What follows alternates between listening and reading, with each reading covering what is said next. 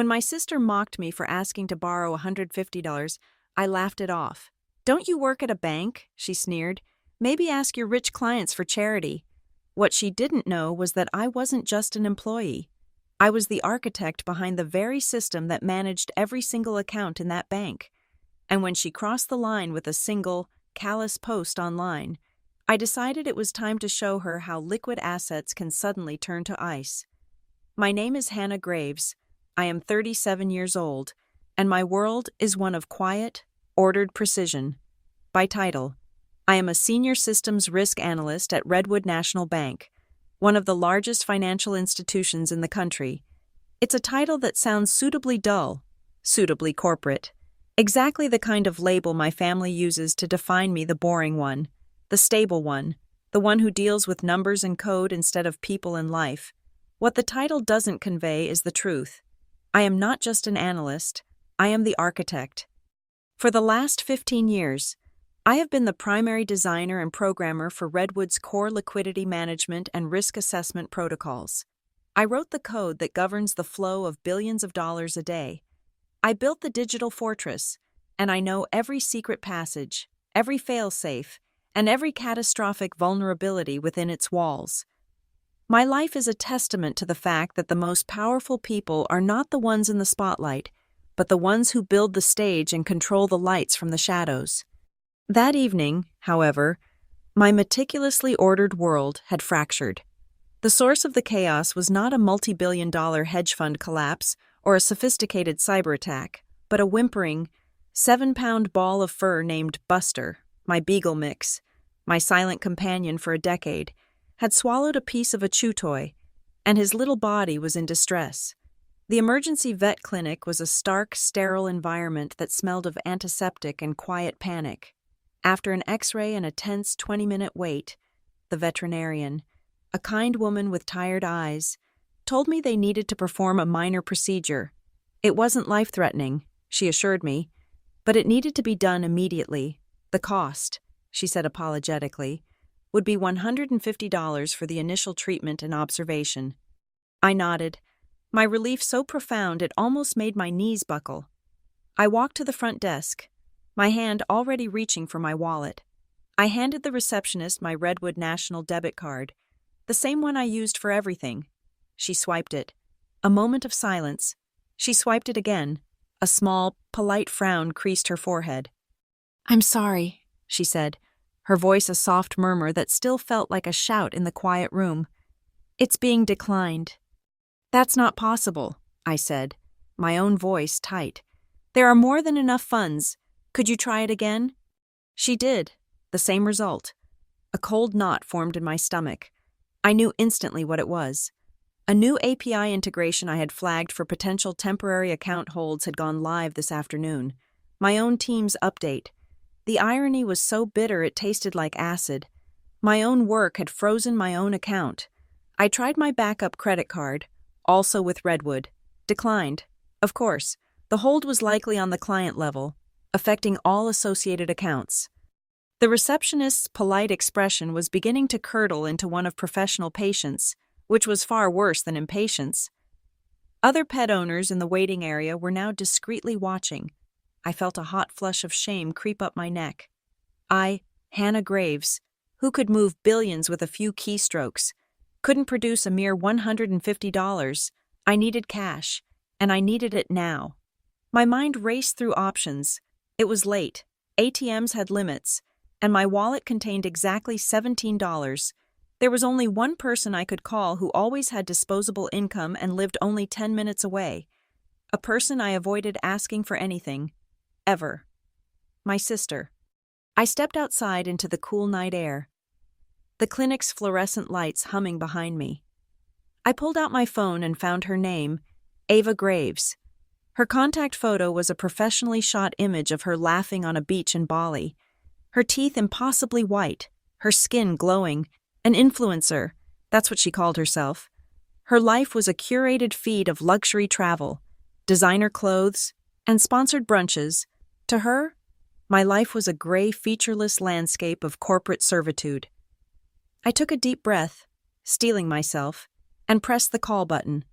She answered on the third ring, not with a hello, but with the distant thumping of music and a breezy, "H, what's up? I'm at the launch party for that new line of vegan silk pajamas. It's divine." "Ava, I'm sorry to bother you," I started, my words feeling clumsy and heavy. "I'm in a bit of a situation. I'm at the emergency vet. Buster is sick, and my bank cards are being declined. It's a system glitch at work. I just need to borrow $150. I'll pay you back tomorrow morning, as soon as the system resets." There was a beat of silence on her end, and then it came, a laugh. It wasn't a kind, gentle laugh. It was a sharp, incredulous burst of air, laced with the condescension she had perfected over a lifetime. $150, she asked, her voice dripping with amusement.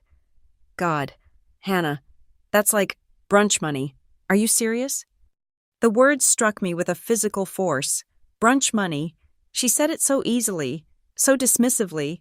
For her, it was an afterthought. The cost of avocado toast and a mimosa. She would photograph and forget.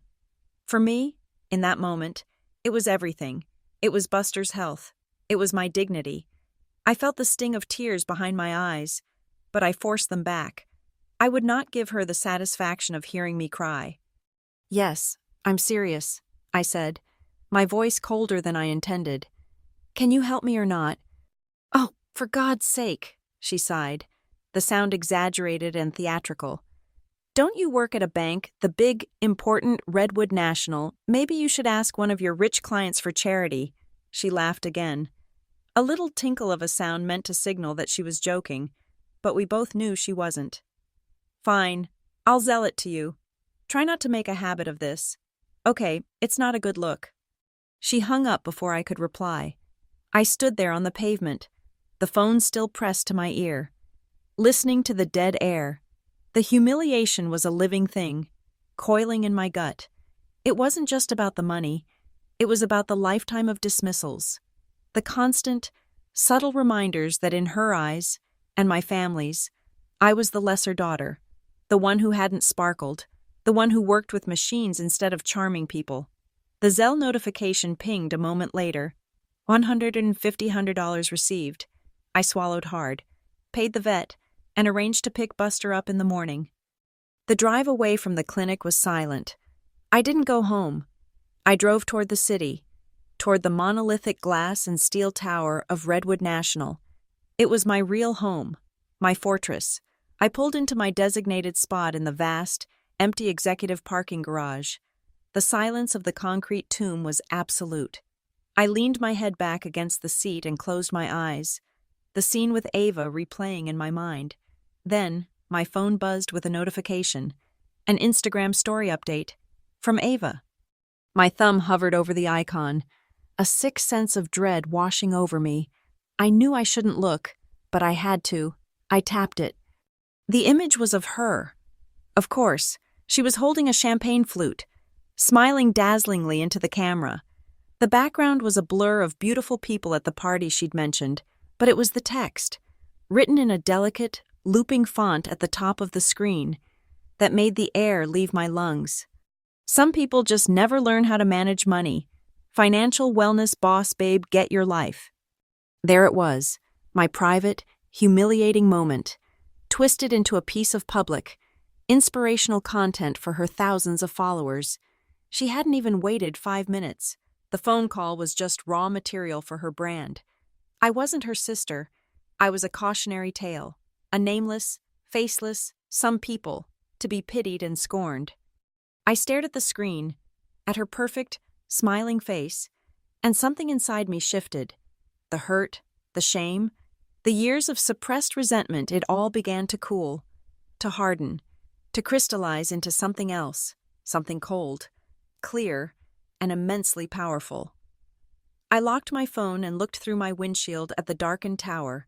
Up there, on the 9th floor, was my office, and inside that office was a terminal that connected me to the financial heart of the country. I reached into my bag and pulled out my employee ID card. Hannah Graves, Senior Systems Risk Analyst. I ran my thumb over my picture, then over the magnetic stripe. Such a small, simple piece of plastic.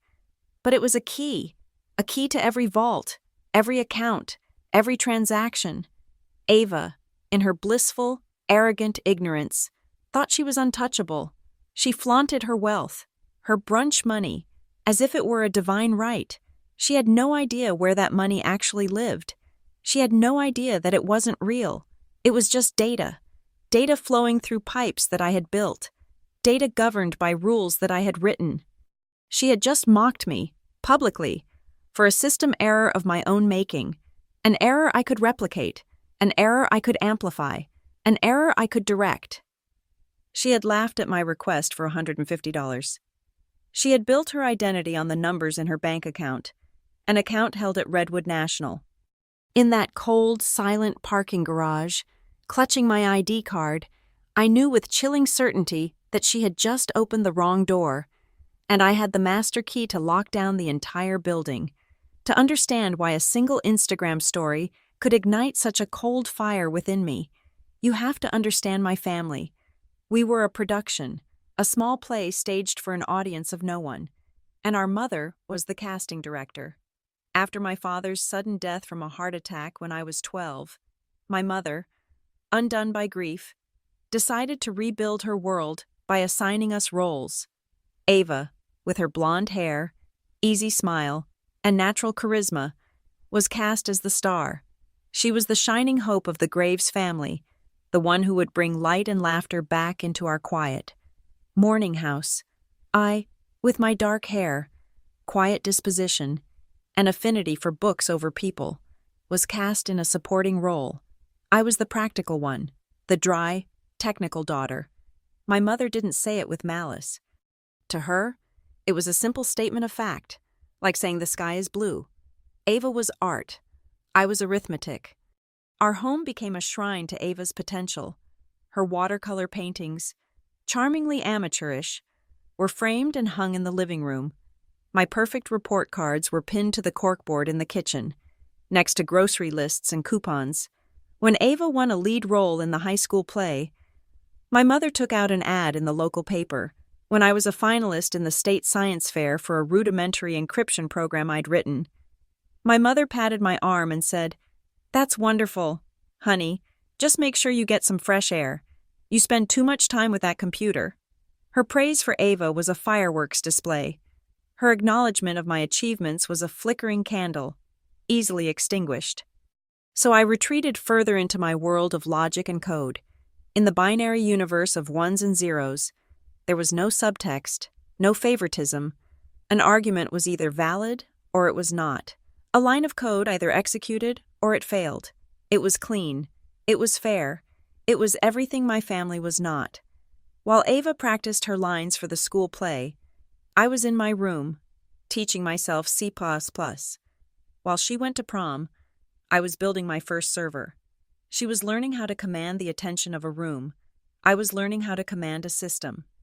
The true divergence, the moment our paths were irrevocably set, came when it was time for college. Ava had her heart set on a prestigious and breathtakingly expensive design school in California. It was her dream. She declared to be surrounded by creatives, to find her voice. My mother saw it as her destiny. There was never a discussion about the cost, only how to meet it. My own dream was MIT. I had the grades, the test scores, and a portfolio of projects that I'd painstakingly documented. But MIT was also expensive, and the family narrative had already been written. "Hannah, you're so sensible," my mother had said to me one evening, her tone leaving no room for negotiation. "Ava needs this. It's for her art. You can go to the state university. You can live at home. It'll be so much easier for all of us." She had framed it as a compliment to my practicality, a testament to my reliability. What she was really saying was that Ava's dreams were an investment, and mine were an expense. So Ava went to California. I stayed home. I enrolled at the local university, majoring in computer science, and I got a job. My first real job was as a part-time teller at Redwood National Bank, the very same institution where I now hold the keys to the kingdom. I remember my first few paychecks. I would stand at the ATM, deposit the check, and immediately transfer 60% of it to a separate account for Ava's tuition. I was funding her sun-drenched California life, her inspiring art classes, her networking parties on the beach, while I was spending my days under the fluorescent lights of a bank lobby, learning the rudimentary front-end systems that would one day become my empire. I never complained. In our family, complaining was a luxury afforded only to the star. Supporting characters were expected to know their lines and hit their marks. Silence was my mark. Years passed. I graduated, traded my teller's uniform for a corporate suit, and began my silent, steady climb up the ladder at Redwood. I moved from the front end to the back end, from maintenance to design, from analyst to architect. I found I had a rare talent for seeing the entire financial system as a single, living organism, understanding its vulnerabilities, its pressure points, its intricate circulatory system through which money flowed like blood.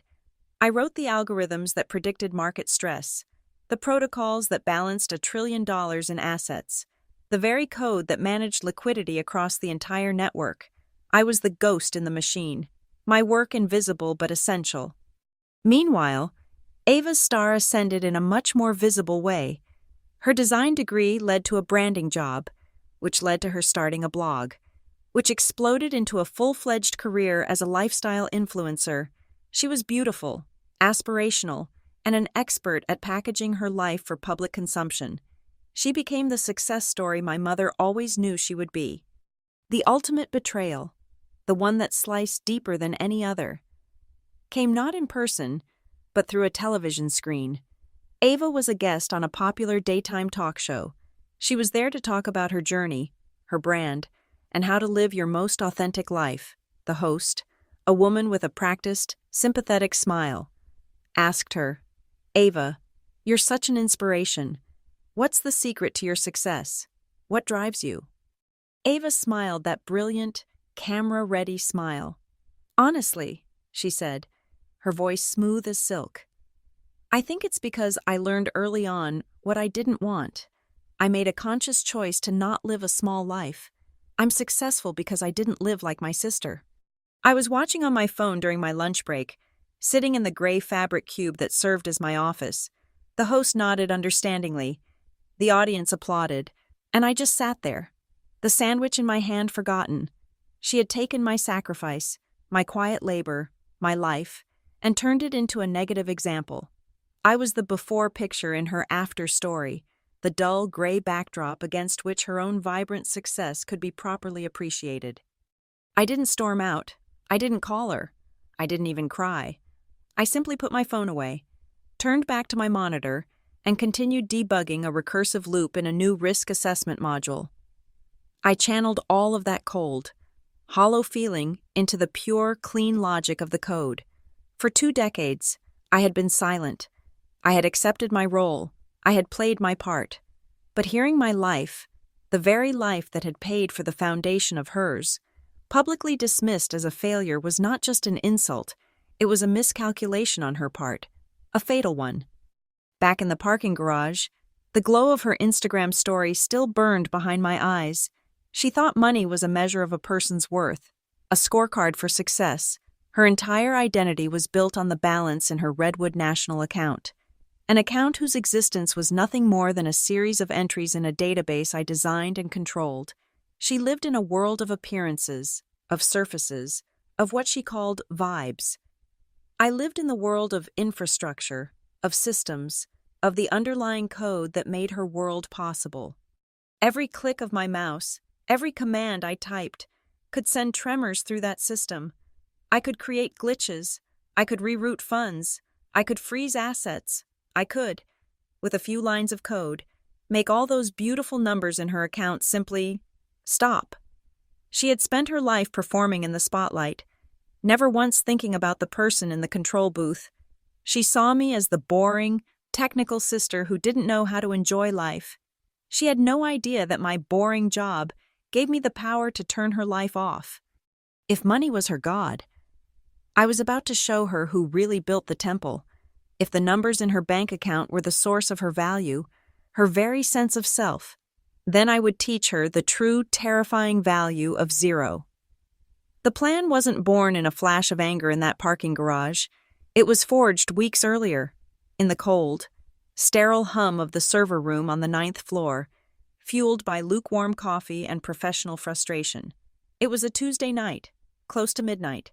I was running a routine diagnostic on our core transaction processors, a task most of my colleagues found mind-numbingly tedious. But one I found meditative. It was like listening to the bank's heartbeat. I was monitoring the integration of a new third-party API, a sleek piece of software from a fintech startup designed to streamline international payments. And then I saw it. It was a flicker, a rounding error so minuscule it would be invisible to almost anyone else.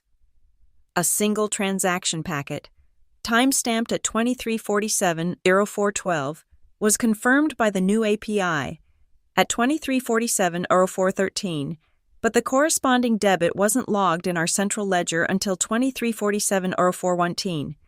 For 0.06 of a second, a sum of $50,000 existed in two places at once. It was a classic liquidity overflow bug, a ghost in the machine born from mismatched communication protocols. The new API was shouting its confirmations, while our legacy system was designed to listen for a whisper. In that tiny gap of time, the system was vulnerable. If 1,000 of these transactions happened in the same second, the system would momentarily believe it had millions of dollars more in liquid assets than it actually did. It was a bubble, and I knew that all bubbles, eventually, pop. The next morning, I walked into my project manager's office with a full report. Scott Miller was a man who wore his mediocrity like a designer suit. He had the right MBA, the right golf handicap, and a firm belief that his primary job was to translate the complex work of his underlings into digestible bullet points for the executives upstairs.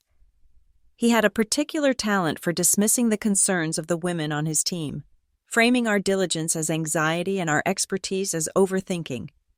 I laid the printout on his glass desk. "Scott, the new Teton API is creating phantom liquidity.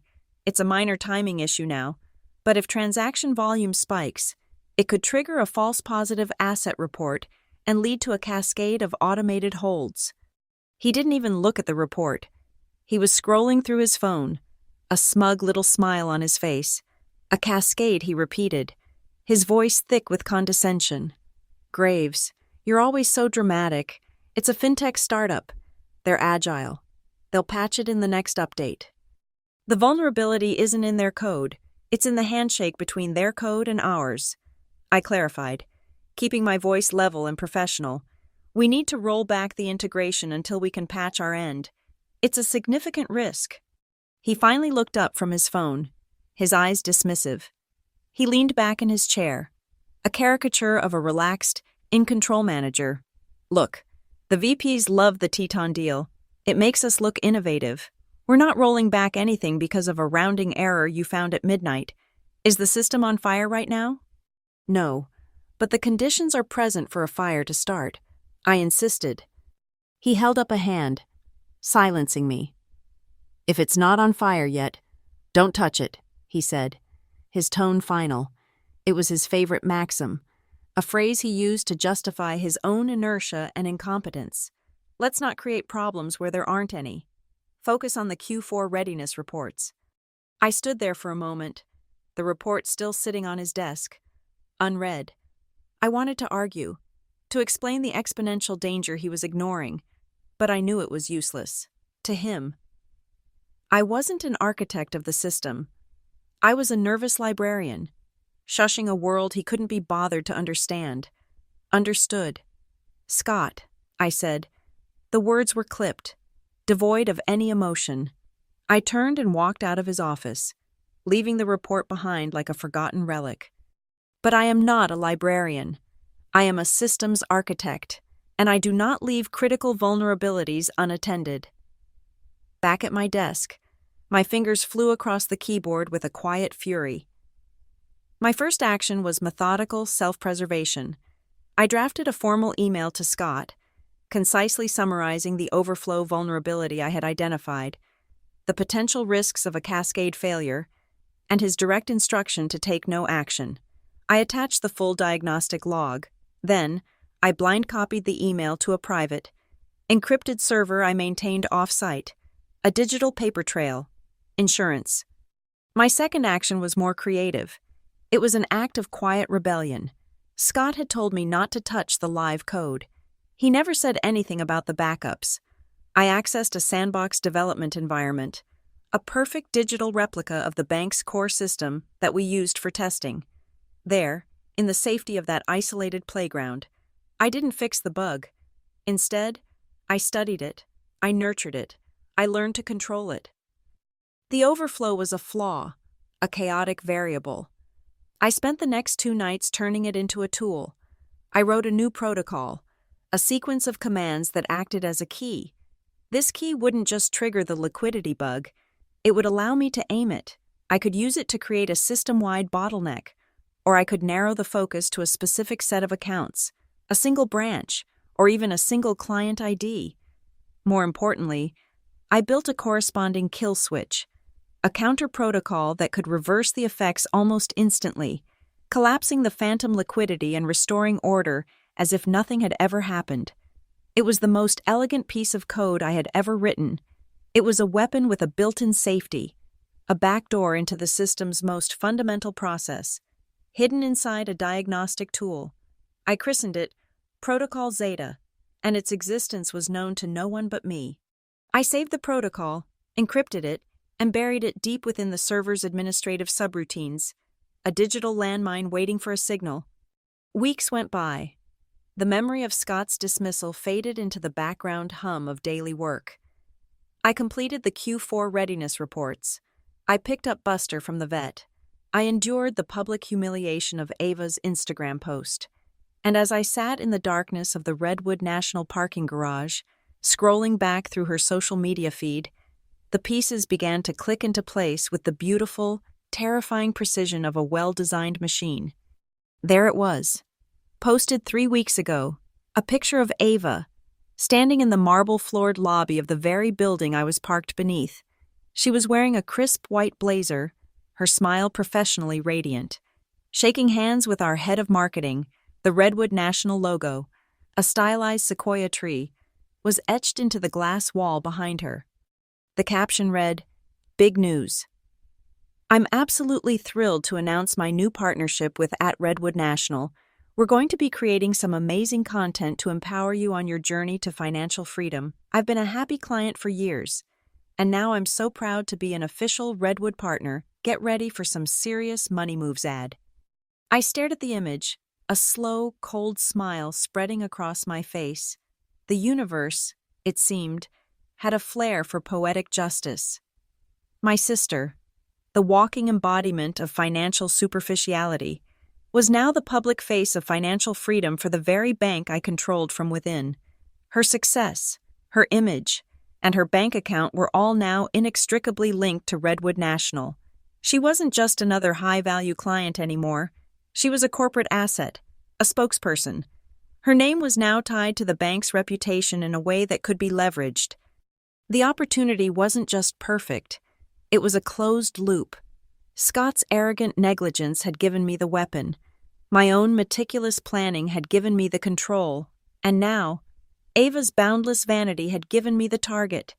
A target who was not only emotionally satisfying, but also professionally and publicly linked to the institution. Any system instability that affected a major social media partner would be a public relations nightmare, forcing an immediate and high-level response. Scott would be in the hot seat, scrambling to explain a fire he had been warned about. Ava would be trapped, her brunch money frozen, her image as a financial guru shattered. A perfect plan was materializing from the chaos, one that would correct multiple injustices at once, one that would teach them both, in their own languages, the true meaning of power. They saw me as a cog in the machine. I was about to show them I was the ghost, and the haunting was about to begin. The summons came via a group text from my mother a week after the incident with Buster. It was cheerful, laden with flower emojis, and phrased as a suggestion, but it carried the weight of a royal decree. Family reunion dinner this Friday. Let's all get together. Ava found the most wonderful new restaurant. It was a command performance. and I knew my attendance was not optional. The restaurant was called l'Orangerie. It was exactly the kind of place Ava would choose, ostentatiously minimalist, with white walls, single orchids on each table, and a cavernous, hushed atmosphere that made you feel as though you were dining in a modern art museum. The prices on the menu were listed without dollar signs, a subtle psychological trick to make you forget you were paying $40 for 3 scallops arranged in a pretentious swirl of foam. This was Ava's stage. She arrived 10 minutes late, dressed in a silk jumpsuit that probably cost more than my monthly car payment, and immediately took control of the evening, air-kissing our mother and regaling her with tales of a recent photo shoot. I felt like a foreigner in my own family, an anthropologist observing a strange, exotic tribe. My mother hung on Ava's every word, her eyes shining with a reflected glow of her daughter's perceived success. "Ava is just so brilliant at networking," my mother would say to me, as if I were a student in need of tutoring. "You should learn from her. Hannah, it's all about putting yourself out there." I would just nod and sip my water, a quiet ghost at the feast. Ava, high on the attention, made a great show of ordering. "I'll have the Wagyu beef tasting menu," she announced to the waiter, before turning to us. "You simply have to try it. And a bottle of the Sancerre, the 2018. It's divine." As she spoke, she casually placed her credit card on the table beside her plate. It was a Redwood Gold Elite card, a new premium product the bank had just launched. Its metallic surface gleamed under the soft, targeted lighting. "The perks on this thing are just incredible," she said, directing her comment to no one and everyone. "Redwood really knows how to treat their partners." The meal was a masterclass in Ava's performative narcissism. Every story, every anecdote, circled back to her brand, her followers, her fabulous life. I remained silent, a rock in the stream of her monologue, methodically eating the ridiculously overpriced Caesar salad I had ordered. My silence seemed to irritate her. It was a refusal to be part of her audience. Midway through the main course, she decided to force my participation. She pulled out her phone, a professional ring light already clipped to the top. "Okay, everyone, family content time," she chirped, her voice shifting into its bright, artificial influencer cadence. The table dutifully arranged their faces into pleasant smiles. Ava aimed the phone at herself, her face perfectly illuminated. "Hey, my beautiful people," she began. "I'm here with the family, and we were just talking about something super important: financial discipline.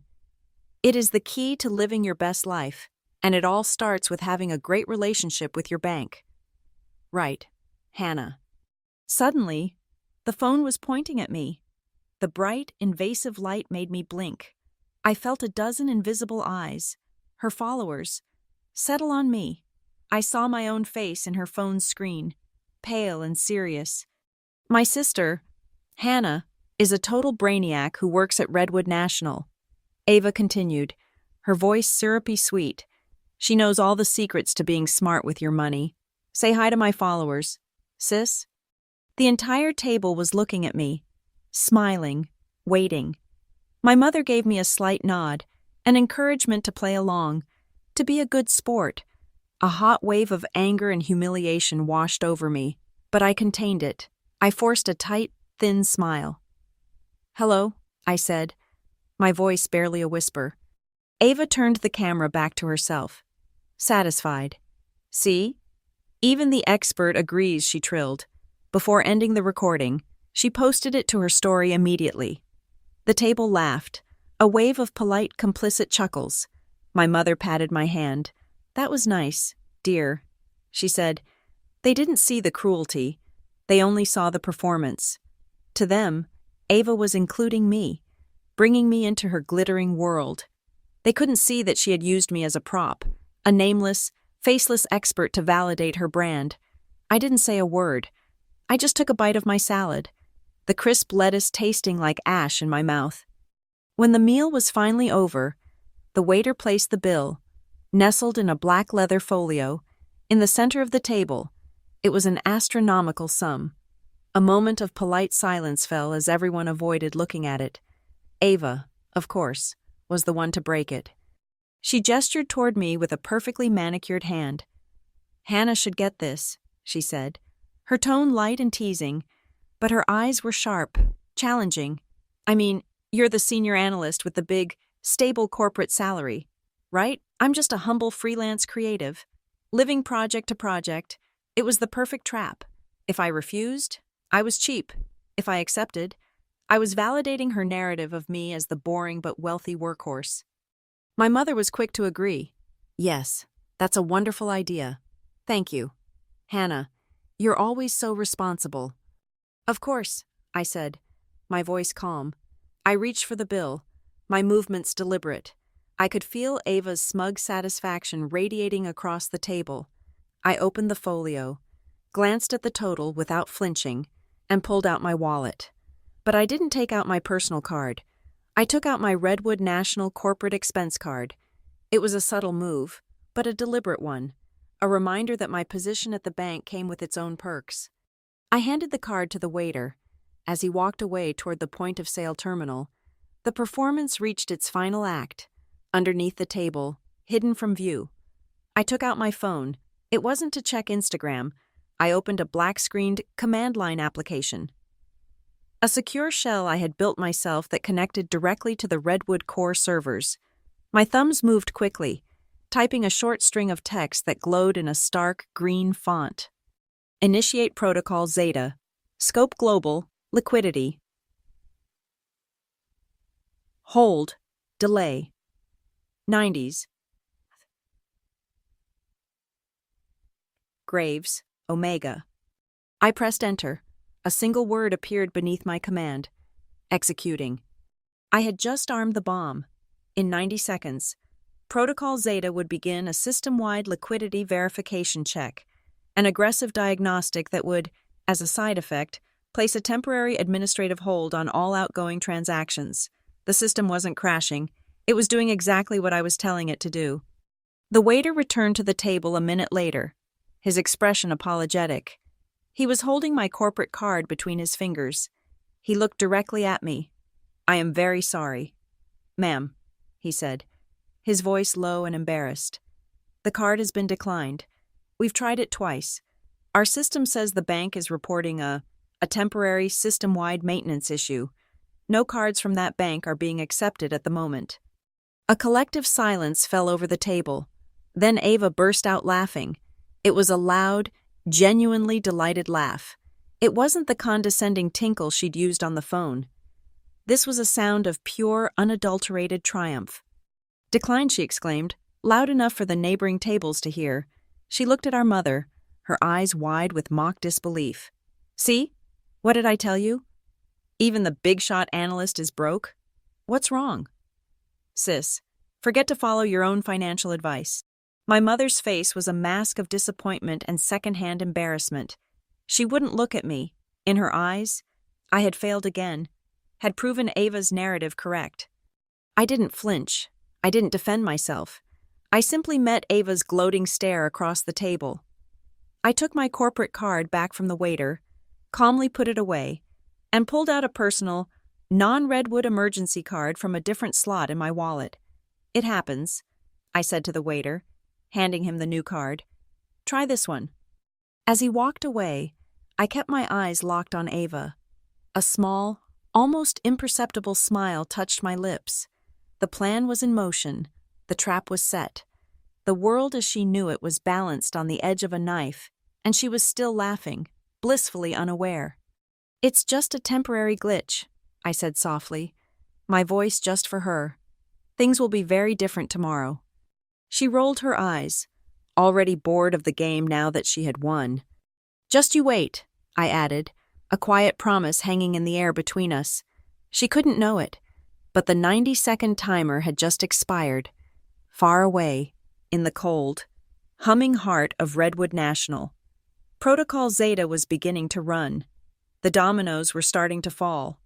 Monday morning began not with a bang, but with a silent, digital logjam. At precisely 8:12 a.m. Eastern Standard Time, the automated queue for international wire transfers at Redwood National Bank simply stopped clearing. The first transaction to fail was a routine currency swap of 30 million euros to a holding company in Frankfurt. It entered the queue, was authenticated by the SWIFT network, and then it just sat there. Status pending.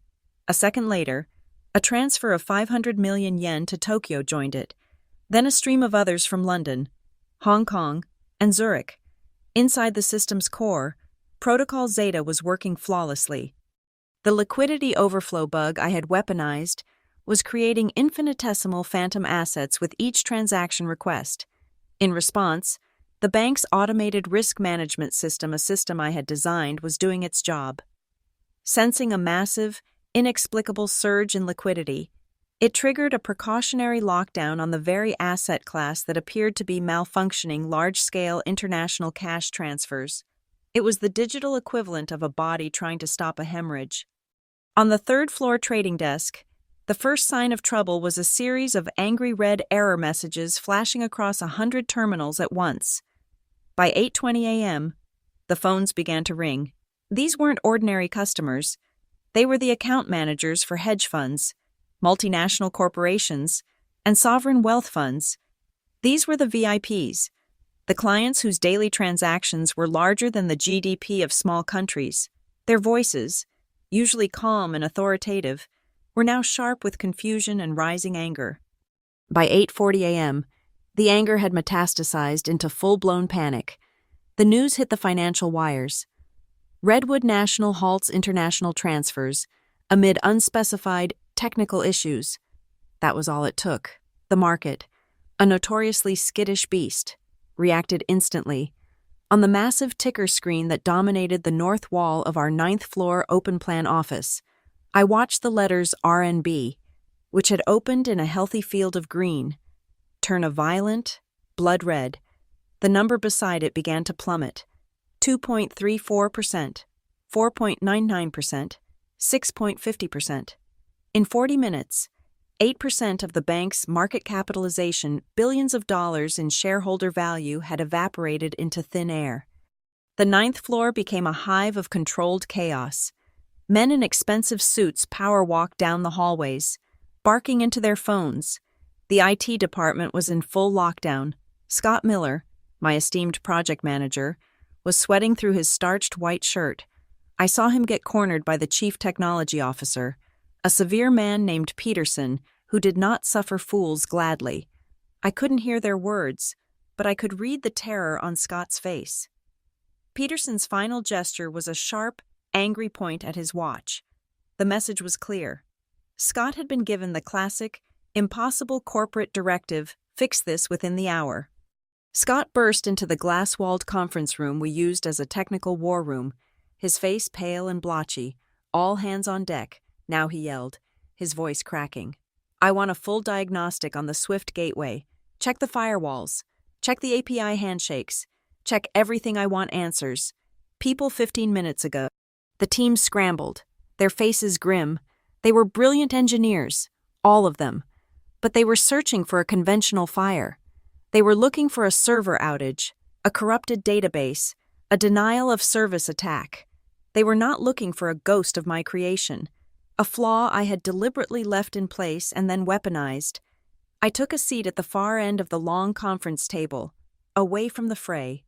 Scott, in his panic, barely registered my presence. I opened my laptop and connected to the system through my private, encrypted shell. I didn't need the frantic diagnostics being projected onto the main screen. I had a god's-eye view of the entire network. On one half of my screen, I monitored Protocol Zeta's elegant, systematic disruption. On the other half, I watched the live feed of the RNB stock price continuing its freefall. It was beautiful. It was surgical. As the chaos mounted, one of the junior analysts on the social media monitoring team spoke up. "Sir, we have a PR situation developing. I'm a little busy with the multi-trillion-dollar global financial system collapsing," Kevin Scott snapped. "I know, sir, but it's Ava Graves." My head snapped up. Scott's eyes widened in recognition. "The influencer. Our new partner. She's live streaming on Instagram," Kevin said, his voice trembling slightly, "to over 2 million followers, and she's Well, she's freaking out. With a few clicks, Kevin projected Ava's live stream onto the massive 80-inch monitor at the front of the war room, and there she was, my sister. Her face, usually a mask of curated perfection, was blotchy and tear-streaked. Her hair was a mess. She was sitting in her gleaming white Tesla, the camera held shakily in her hand. The audio was tinny but clear, her voice a high-pitched wail of panic. "I don't understand what's happening," she cried to her followers. "I can't get my money. I'm trying to pay my team.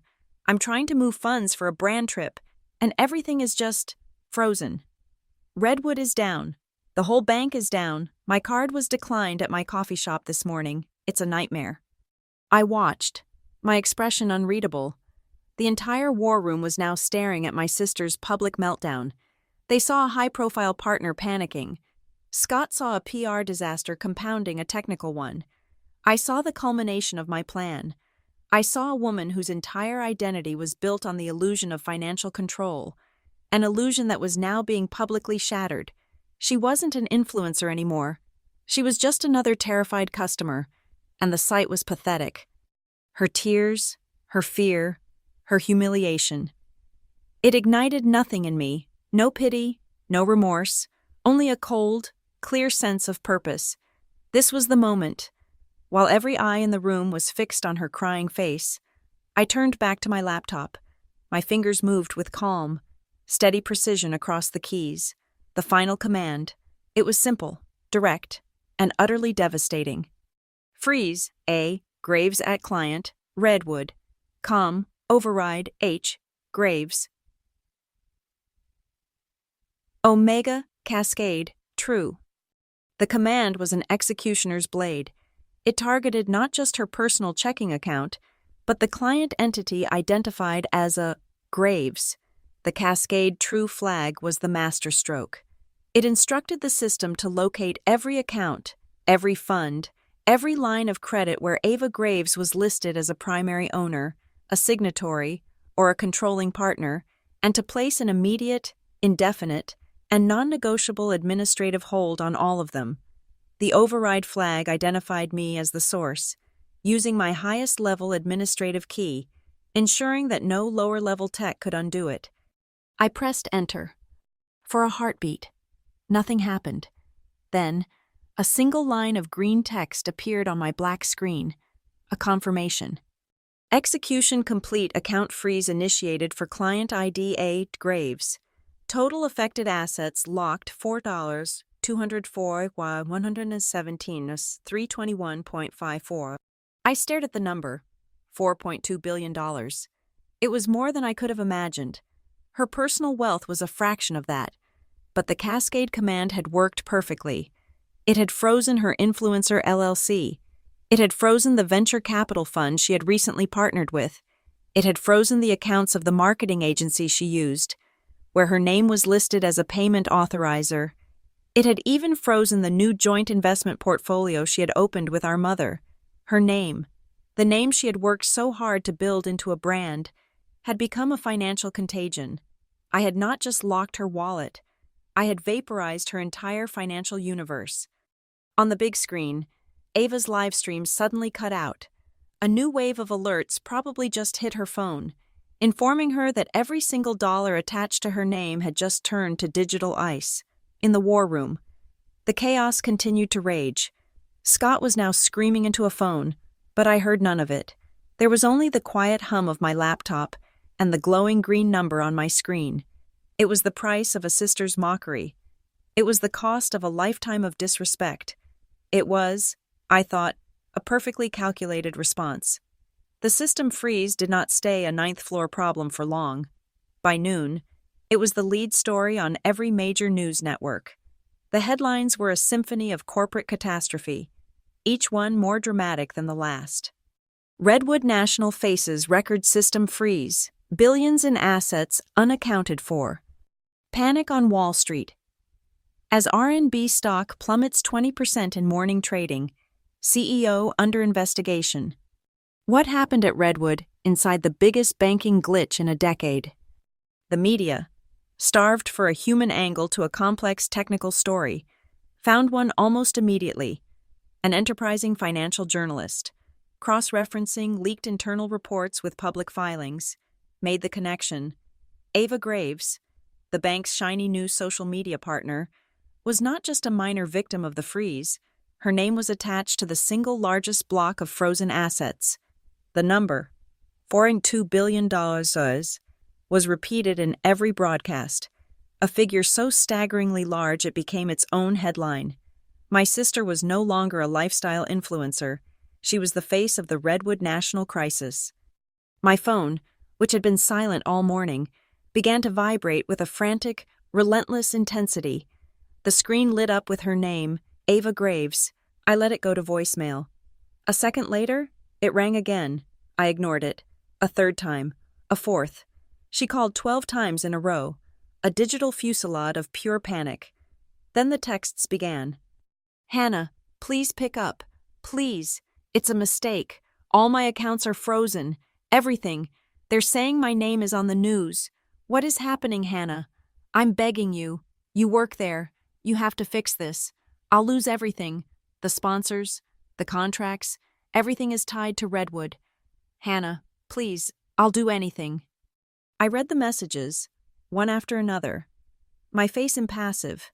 I pictured her in her white Tesla, or her sterile minimalist apartment, her world of curated perfection crumbling around her. I felt nothing, no satisfaction, no pity. It was like reading a bug report. A system had encountered an error state and was behaving as expected. After the 12th call went to voicemail, I finally picked up my phone. My fingers moved deliberately as I composed my reply. It was a single sentence. Funny how 150s can cost billions. I sent it. Her calls and texts stopped abruptly, as if I had thrown a switch. The ensuing silence was more profound than all her frantic noise. The media storm, now with a named target, became a hurricane. Reporters camped outside her luxury apartment building in the city. Paparazzi followed her car. Her carefully constructed brand of aspirational wealth and boss babe empowerment was now a cruel joke. She was the financial guru who had lost control of her own finances on a global stage. She was a meme, a punchline. By Tuesday afternoon, her Instagram, her TikTok, her entire online presence had vanished. She had scrubbed herself from the digital world, a final, desperate act of a woman whose only real asset had ever been her image. Back at Redwood, the fallout was swift and brutal. Scott Miller was the designated scapegoat. On Monday afternoon, I watched from my desk as 2 stoic security guards escorted him from his glass-walled office. He wasn't yelling or protesting. His face was ashen. His shoulders slumped in the posture of a man who has been utterly and completely defeated. He carried a small cardboard box with a sad-looking desk plant and a framed photo. Our eyes met for a fleeting second as he passed my cubicle. There was no recognition in his gaze, only the blank stare of a man whose career had just been executed. The official memo went out an hour later. Scott Miller had been terminated, effective immediately, for gross negligence in the oversight of critical system protocols. Attached to the memo was the very email I had sent him weeks ago, the one with the diagnostic logs, the one he had ignored. My insurance policy had paid out in full. On Wednesday morning, I received a calendar invitation for an urgent and confidential meeting with the Executive Technical Board. This was the High Council, the chief architects and engineers who had built the bank's digital foundations decades ago. They were legends in the company, men who spoke in acronyms and saw the world as a series of logic gates. I walked into the 30th floor boardroom, a cavernous space with a panoramic view of the city I barely noticed. The air was thick with tension. The 7 board members were seated around a massive mahogany table, their faces grim. Peterson, the CTO, sat at the head of the table. He gestured for me to take the empty seat opposite him. "Ms. Graves," Peterson began, his voice low and gravelly, "we have reviewed the incident logs, we have read the reports, and we have read the email you sent to Mr. Miller. It's clear to us that you were the only one who saw this coming." I inclined my head slightly. I reported the vulnerability as soon as I identified it. "Sir?" An older man with a shock of white hair, the bank's chief systems architect, leaned forward. The initial problem, the liquidity overflow from the Teton API, is something we can understand. It's a messy integration, and Miller was a fool for ignoring it. But that's not what we're here to talk about. We've spent the last 48 hours combing through the code, trying to understand the cascade failure that followed. He slid a tablet across the table. On the screen was a highly complex system diagram. In the center, a single subroutine was highlighted in red. The name was written in my own coding syntax, Protocol Zeta. "This protocol," the architect said, his voice a mixture of confusion and awe. "It's not in any of our official build logs. It's not in any of our documentation. It appears to be a custom diagnostic tool, written with an Omega-level administrative key. It's the most sophisticated piece of risk management code I've ever seen. It didn't just trigger the freeze. It controlled it. It directed it. And then it vanished from the system after a single execution, leaving behind almost no trace. It's like a ghost." I looked at the diagram of my own work, my expression professionally neutral. Peterson locked his eyes on me. The question, when it came, was the only one that mattered. "Ms. Graves, a tool this powerful, this specific, hidden this deep in the system, it's a backdoor. We need to know who could have built it. We need to know who knew about Protocol Zeta." The 7 most powerful technical minds in the company stared at me, waiting. My career, my future, my freedom, all hung on my next words. I could have feigned ignorance. I could have constructed a plausible lie, but I chose the truth, a carefully curated version of it. I met Peterson's gaze without blinking. My voice was calm, steady, and devoid of any emotion. "No one," I said, "no one knew about it but the original author." A murmur went through the room. They parsed my sentence. They heard a technical statement, a logical conclusion. They assumed the original author was some long-gone programmer from a decade ago, a phantom from the system's past, whose secret work had just been accidentally triggered. They saw a clue to an old mystery. They did not see the confession. They did not realize that the original author was sitting right in front of them. The arrival of the federal investigators from the Office of the Comptroller of the Currency was like a change in atmospheric pressure. The frantic, noisy panic of Monday and Tuesday condensed into a thick, suffocating silence. Men in dark, conservative suits who did not work for the bank appeared on the executive floors, their faces impassive, their briefcases full of subpoena power. They moved with a quiet authority that made even the most senior executives at Redwood seem like nervous schoolboys. Their investigation was not about finding a technical solution. It was about assigning blame and, potentially, criminality. They commandeered the main 30th floor boardroom, the same one where I had faced the technical board. I was summoned on Thursday morning. When I walked in, the room was a tableau of power and fear. The 7 board members were there, but they were no longer in charge. They were flanked by 3 OCC investigators, 2 men and a woman, who sat with an unnerving stillness, their legal pads and pens arranged in perfect parallel on the table. Scott Miller's failure was now a federal case. The lead investigator, a man named Marcus Thorne, had graying temples and eyes that seemed to absorb all the light in the room. He did not waste time with pleasantries. "Ms. Graves," he began, his voice a flat baritone, "we've reviewed your initial report to your former supervisor, Mr. Miller. We understand you were the first to identify a potential system vulnerability. Please, in layman's terms if you can, walk us through what you believe happened." This was the most dangerous moment. They were looking for a simple, linear story of cause and effect. I was about to give them one. It would even be true. For the most part, I just had to omit the parts I had written myself. "Of course," I said, my voice steady. I stood and walked to the smartboard at the front of the room, picking up a stylus. I was in my element. I was no longer Hannah Graves, the quiet daughter. I was a senior analyst explaining a complex system. The problem originated with a third-party API from a company called Teton Financial. It was designed to accelerate our international payment processing. I sketched a simple diagram, a box labeled Teton API, and a box labeled RNB Ledger, with an arrow between them. Teton's system was built on a newer, faster protocol. Our legacy ledger, while robust, is slower. There was a microscopic delay, we're talking milliseconds, in the communication handshake between the two.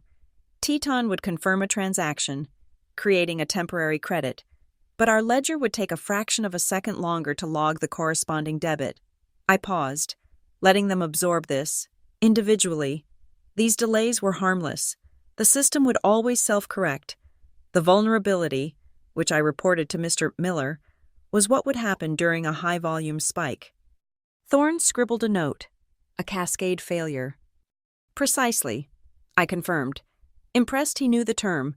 On Monday morning, the Asian and European markets opened with unusually high transaction volumes.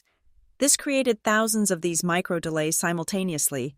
The risk management system, which I helped design, registered this as a massive, phantom surge in liquid assets. It perceived a threat, the digital equivalent of a run on the bank, and it did its job. It triggered automated security protocols and froze the affected asset class to prevent further instability. The flaw in the Teton API was the spark. The market volume was the fuel. Scott Miller's failure to act on my report was the oxygen that allowed the fire to spread. I had presented them with a perfect, self-contained narrative of incompetence and technical failure. The faulty API was the villain. Scott was the fool. My risk management system was the unwitting hero. A guard dog that had bitten its owner but had done so for the right reasons. There was no mention of a ghost. No talk of a secret backdoor. Protocol Zeta did not exist in this story. The board members, who knew about Zeta but also knew that admitting its existence would open a nightmarish can of worms about their own security protocols, remained completely silent, implicitly corroborating my simplified version of events. Thorne held my gaze for a long moment, and this unexplained cascade that froze the assets of a specific social media partner, Ms. Ava Graves. How do you account for that? A statistical anomaly, but a predictable one, I said without missing a beat. Ms. Graves's accounts, through her various LLCs and partnerships, were all linked to a high volume of the exact type of international microtransactions that were triggering the bug. She was simply at the epicenter of the data storm. Unfortunate, but a logical outcome of the initial flaw. It was a masterful lie, wrapped in a blanket of technical truth. After another hour of questioning, Thorne closed his notepad. The investigation was, for all intents and purposes, over. They had their story. The next day, a press release from Redwood National announced two things. First, that the system freeze was caused by a combination of a third-party software flaw and managerial oversight, and that the manager in question had been terminated. Second, that the board had unanimously approved the promotion of Hannah Graves to the newly created position of Executive Director of Systems Risk. I was no longer just an analyst. I was in charge of the entire fortress. My new office was on the 30th floor. It had been Scott's. It had a view of the entire city. That night, long after everyone else had gone home, I sat in his expensive leather chair and logged into the system. My new credentials gave me unrestricted, Omega-level access to everything, the digital equivalent of a key to the city. My first act as director was a piece of housekeeping. I navigated to the deep administrative subroutines where Protocol Zeta lay dormant. It was a beautiful, dangerous thing, my secret masterpiece, but its purpose was served. To leave it in the system was an unnecessary risk. My fingers typed the command. ARM, RFs, sys, admin, protocols, Zeta, init. There was no confirmation. No, are you sure? The system trusted its director implicitly. With a single press of the enter key, the back door was permanently sealed. The ghost had left the machine. The news of Ava's professional demise trickled in through a series of cold, impersonal press releases. The luxury skincare brand she represented terminated her contract, citing a misalignment of brand values. The tech startup that sponsored her podcast pulled their funding.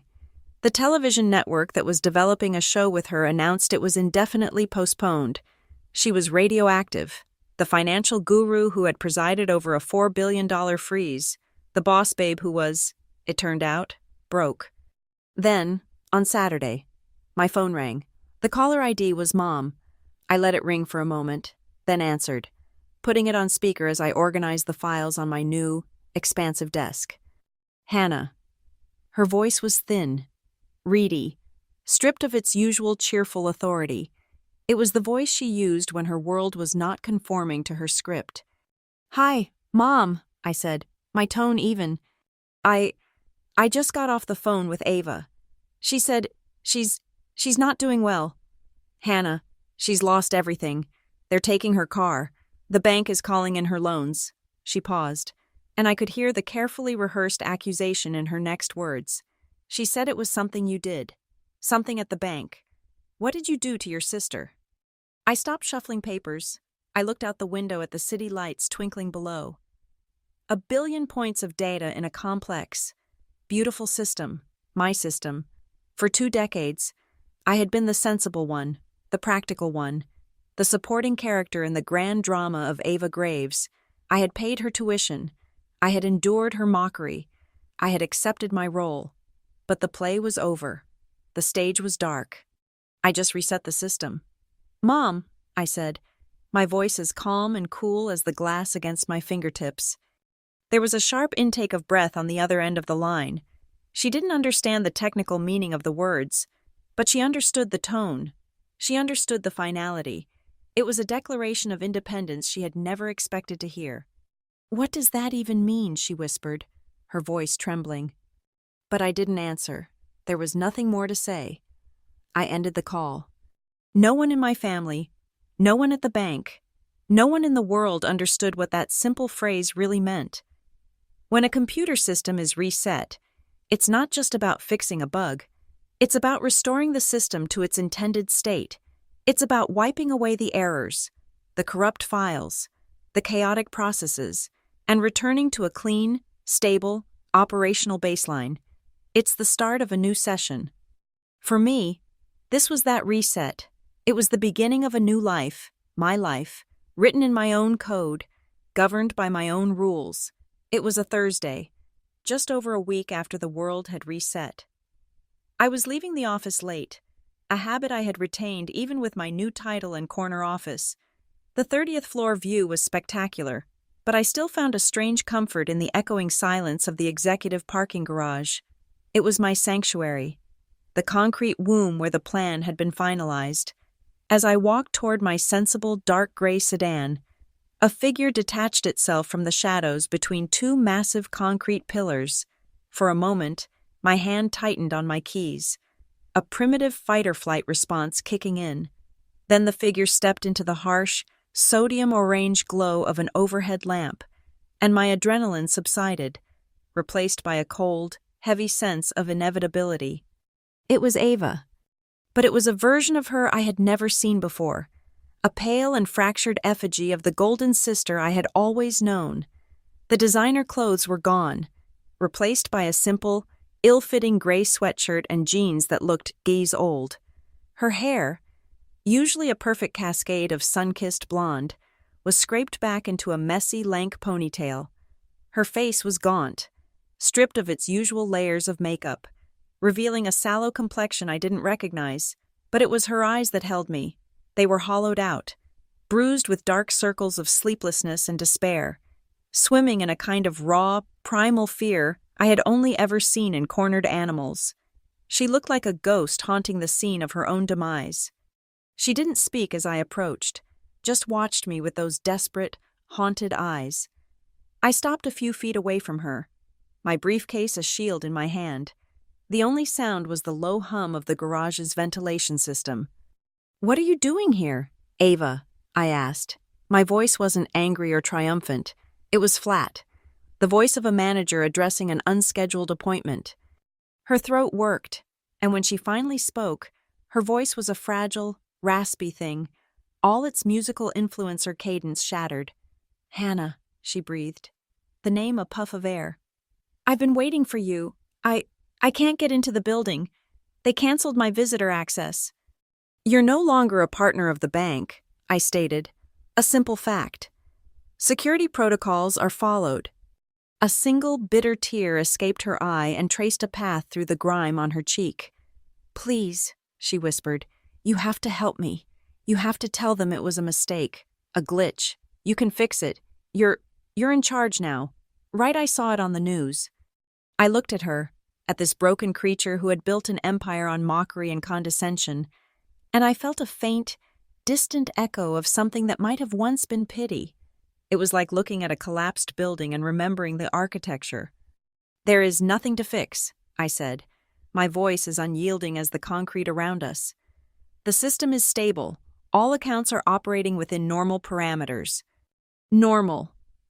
Her voice cracked, rising in pitch. "My parameters are not normal. I have nothing. Hannah, nothing. The card you used at the restaurant, the emergency one, I don't even have that. They took everything. My money, my sponsors, my home. I'm staying on a friend's couch. A friend who still talks to me." Her attempt at a sarcastic laugh came out as a sob. "It was just a joke. Hannah, the restaurant, the Instagram post. I was just kidding. You know how I am. I tease. It didn't mean anything." "It meant something to you," I replied, my voice dangerously soft. "It was content. It was a demonstration of your brand. You were teaching a lesson on financial discipline, as I recall." She flinched as if I had struck her. Her eyes darted around the empty garage, as if looking for an escape route from my words. "That's not fair," she stammered. "You're twisting it." "Am I?" I took a step closer, and for the first time, she seemed to shrink away from me. "You once said that money is what proves a person's value, didn't you? At that talk show, you built your success by not being me, because my life was too small, too gray. You measured your worth in dollars, in followers, in brand deals. It seems only fair that the system you value so much should be the one to measure you now." The words landed in the silence between us, and I watched them break her. The last remnants of her pride, her fight, her identity, crumbled away. Her face, which had been contorted in a desperate attempt at justification, went slack. Her shoulders slumped, and then, in a gesture so abject, so utterly alien to the Ava I had known my entire life, she sank to her knees on the cold, oil-stained concrete of the parking garage. She knelt before me, her head bowed, her body shaking with silent, racking sobs. "I have nothing left," she choked out, the words muffled by her hands. "Please, Hannah, I'm your sister. I'm begging you. Give me my life back. I'll do anything. I'll tell everyone you're the brilliant one. I'll pay you back the $150.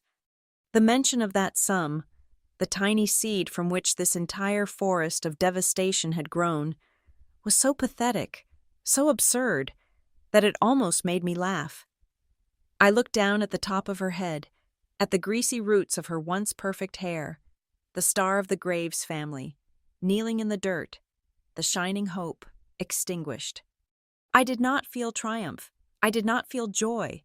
I felt a sense of equilibrium, a cosmic balancing of the scales, a system correcting a long-standing error. Slowly, I knelt down, not to her level, but just enough to be closer. I reached out and my hand hovered for a moment before I placed it gently on her trembling shoulder. Her skin was cold through the thin sweatshirt. She looked up at me, her face a mess of tears and pleas, her eyes begging for an absolution I had no intention of giving. "You're right about one thing, Ava," I said, my voice a near whisper, a secret just between the two of us. "It wasn't a glitch. It wasn't a mistake." I leaned in closer, and the finality in my tone made her stop crying, her body freezing in anticipation. "But you have to understand, it's not the system's fault." I let the words hang in the air for a beat, letting her see the cold, hard truth in my eyes. "It's the fault of the one who wrote the rules." I squeezed her shoulder once, a gesture that was not meant for comfort, but for emphasis. Then I stood up, towering over her. I turned my back on her kneeling form, on the wreckage of the sister I once had, and I walked away. I didn't look back. I didn't need to. As I got into my car and started the engine, my headlights cut across the garage, catching her in their beams. She was still there, a crumpled shape on the ground, illuminated for a moment like a piece of roadkill before being plunged back into the shadows as I pulled away. She was a silent, dissolving image in my rearview mirror, a ghost. Driving out into the cool night air, I felt a profound and unsettling calm. I did not feel regret. I did not feel guilt. Ava had spent a lifetime making noise, demanding attention, filling every room with her presence. In the end, her punishment was not the loss of her money. It was the loss of her audience. It was being left alone in the vast, echoing silence she had always been so terrified of. And I had learned from years of working with complex systems that sometimes the most just, the most fair, and the most final verdict is not a crash, not an alarm, but a quiet, simple, and irreversible cessation of function. Silence, I thought, is sometimes the most equitable sentence of all. 1 month later, the name Redwood National Bank was no longer synonymous with chaos and collapse. It was the subject of laudatory case studies in business journals, a model of resilience and technological rebirth. The stock, which had cratered so spectacularly, had not just recovered, it had soared to an all-time high. The reason was the Graves Protocol, a suite of new predictive security algorithms I had designed and implemented in the weeks following the crisis. It was my legitimate work, my life's masterpiece. A system of such elegance and strength that it made Redwood the most secure financial institution on the planet. I had broken the bank, and then I had rebuilt it, stronger, faster, and entirely in my own image. The old CEO had, of course, been forced into a quiet, golden parachuted retirement. His replacement, a sharp, forward-thinking woman named Eleanor Vance, understood that the future of banking was not in marble lobbies, but in secure code, and she understood who had written that code. Today was my coronation. The bank had called a major press conference in the grand auditorium on the ground floor, the kind of event usually reserved for announcing record profits or major acquisitions. Today, the acquisition being announced was, in a way, me. I stood in the wings, just off stage, watching the room fill up. It was a sea of journalists, cameras, and industry analysts. The bright, hot lights made the air feel electric. I was dressed in a simple, perfectly tailored dark gray suit, my hair pulled back in a severe, professional knot. There was no trace of the quiet, overlooked analyst I had once been. I was the executive director of systems risk. I was the architect. Eleanor Vance was at the podium, her voice crisp and commanding, amplified by the state-of-the-art sound system. Good morning. We are here today not to look back at the challenges of the past month, but to look forward, to a new era of security and stability for Redwood National. The events of last month exposed a critical vulnerability, not just in our systems, but in our way of thinking. And in the midst of that crisis, one individual demonstrated the foresight, the brilliance, and the fortitude to not only identify the problem, but to build the solution. She turned and gestured toward me.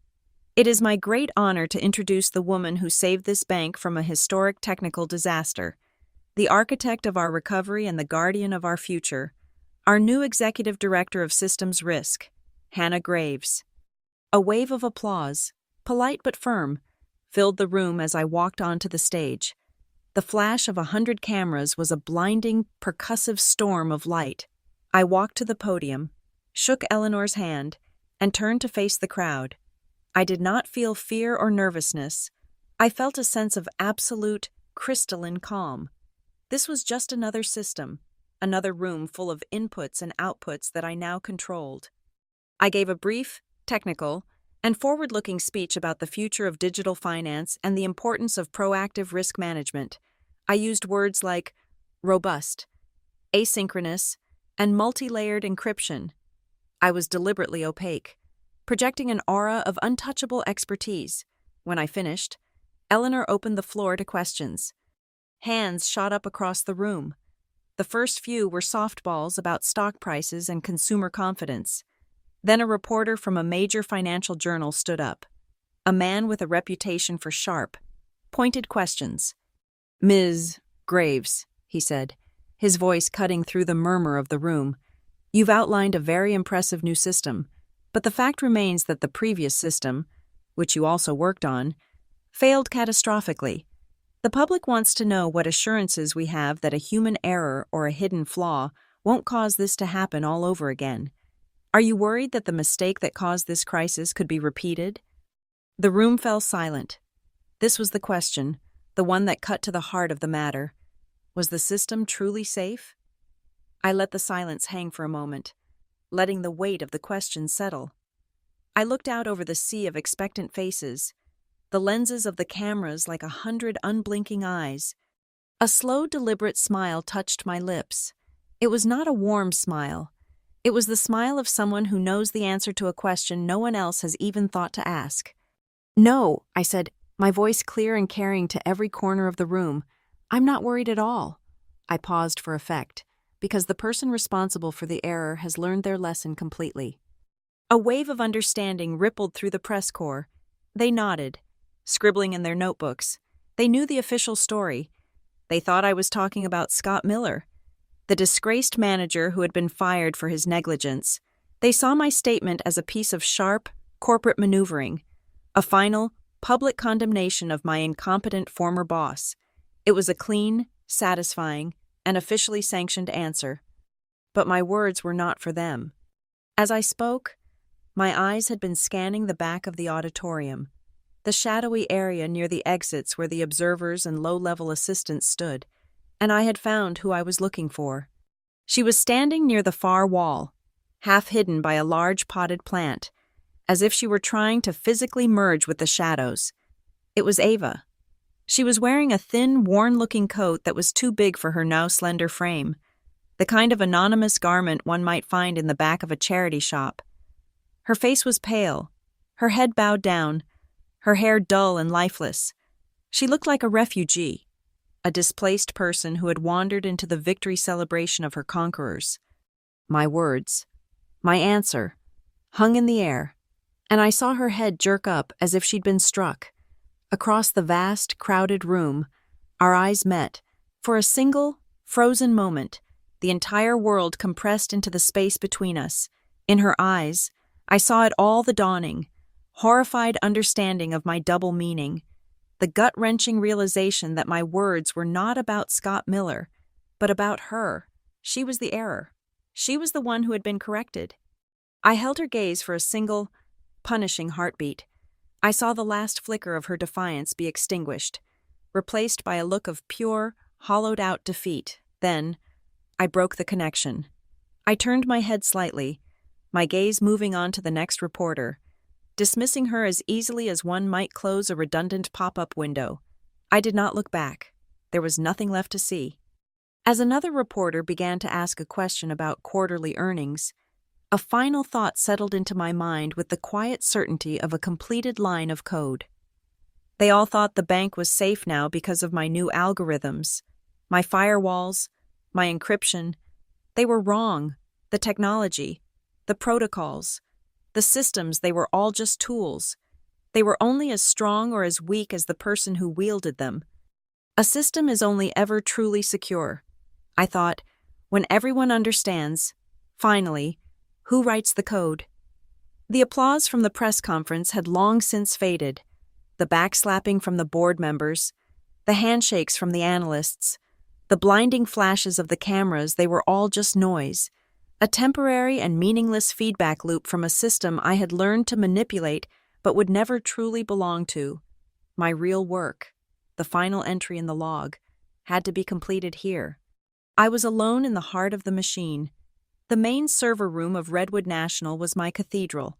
It was a vast, cold space, kept at a constant 65 degrees Fahrenheit, the air smelling of chilled metal and clean. Filtered electricity. There were no windows. The only light came from the thousands of tiny, blinking LEDs that adorned the endless rows of monolithic black server towers, a silent, digital constellation. The only sound was a deep, multi-layered hum, the sound of 1 trillion calculations per second, the sound of money breathing. This was not a place of chaos or emotion. It was a place of pure, cold, incorruptible logic. It was the only place I had ever truly felt at home. I sat not at a desk, but at the master control terminal, a sleek, minimalist console that stood in the geographic center of the room like an altar. From here, I could see and command every single function of the bank's global network. My new title had granted me the highest level of clearance, an access key so powerful it was referred to internally simply as Omega. On the primary monitor before me, a diagnostic I had initiated an hour ago was just completing its final checks. I watched as the last progress bar filled, turning from amber to a solid, healthy green. A new screen appeared, displaying the final report in stark, clean text. Global System Integrity Audit Complete File. System Stable Liquidity Pools Balanced Security Protocols Active Graves 2.0 Network. Status: Secure System Integrity 100%. 100%. Perfect equilibrium. A system restored to its intended state. My intended state. The error. The chaotic variable that was my sister's unchecked arrogance and my family's casual cruelty had been identified, isolated, and purged. The bug was fixed. My fingers, moving with the practiced economy of a surgeon, hovered over the keyboard. There was one final command to enter. It was not technically necessary. The system was already stable, but it was ritually important. It was the act of signing my work, of closing the chapter. I typed the phrase, my keystrokes precise and silent on the sensitive keyboard. Execute, restore complete. I pressed the Enter key. A new window materialized. A final security checkpoint. It was a list of all Omega-level actions performed on the system in the last 24 hours. A log that would now be permanently archived. It required a final digital signature of approval. There was only one entry on the list: System-wide Integrity Audit and Restoration. Beside it, a box waited for the final authorization. I pressed the key, and my name flashed onto the screen, the letters glowing in a cool, authoritative blue. Approved H. Graves. It was done. My name was now etched into the bedrock of the bank's code, the final author of this new era of order. I leaned back in the ergonomic chair, the cold air washing over me, and for the first time in a month, I felt the tension in my shoulders begin to recede. Just then, a different light cut through the dim blue glow of the server room. It was the screen of my personal phone, lying face down on the console. It vibrated once, the harsh buzzing sound an intrusion in the sacred hum of the servers. I picked it up, a single text message notification. From Ava. My thumb hovered over the message. I felt no curiosity, no anxiety. It was simply the last piece of data from a deprecated system. I opened it. The message consisted of 2 words, stark and stripped of all her usual artifice. You win. I looked at the words on the screen. You win. It was the language of a game, of a petty sibling rivalry. She still didn't understand. She thought this was about victory, about getting even, about a scoreboard where I was now 1 point ahead. She thought we had been playing the same game. She would never comprehend the truth I had not been playing the game. I had been rewriting its source code. My thumbs moved, typing a reply with the same dispassionate precision I had used on the master terminal. My response was not meant to be cruel. It was meant to be a final, definitive correction, a statement of fact. No, I wrote the rules. I sent the message. I did not wait for a reply. I powered down my phone and placed it back on the console. I turned my gaze back to the main monitor. I hit a key, and the screen began to fade, the glowing text dissolving into the black, for a brief moment before it went completely dark. The polished screen became a mirror, reflecting my face in the ghostly blue light of the surrounding LEDs. I saw my own eyes staring back, clear and calm. There was no triumph in them, no anger, no joy. There was only the quiet, focused intensity of an architect who was finally satisfied with her creation. I didn't need the applause from the press conference. I didn't need the promotion or the new office. I didn't need my mother's understanding or my sister's surrender. The only validation I had ever needed was right here, in the perfect, silent, orderly hum of the servers. It was the quiet satisfaction of a complex problem, solved. I stood up from the console, the darkness of the screen swallowing the last of the light in front of me. I whispered the words into the cold, humming air. Not to anyone, but to the system itself. It was my final command, my final thought, the period at the end of a long and complicated sentence. System restored. The screen went black. Thank you so much for listening to this story. It was a wild ride, and I'm so glad you were here for it. I'm always curious to know where my stories end up. So please, drop a comment below and let me know where in the world you're listening from. Let's connect and share our thoughts on Hannah's journey. If you enjoyed this, please consider subscribing to the channel and giving this video a like. And to help this story reach even more people, do me a huge favor and smash that hype button. Your support means the world.